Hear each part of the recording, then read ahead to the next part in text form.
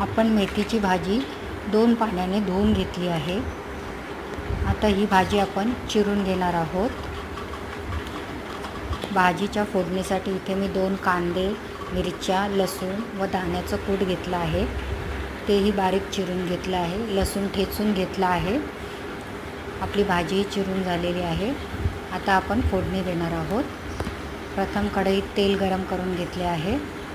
आता त्यात प्रथम ठेचलेलं लसूण, चिरलेली मिरची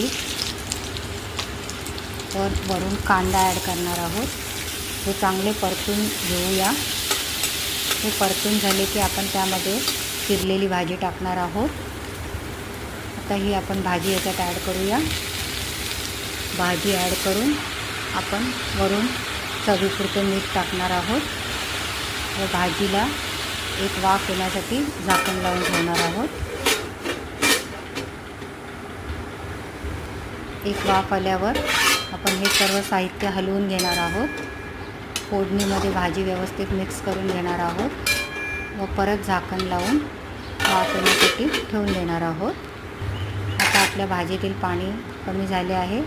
आता आपण यात वरून दाण्याचं कूट ॲड करणार आहोत व ते सर्वत्र मिक्स करून घेणार आहोत.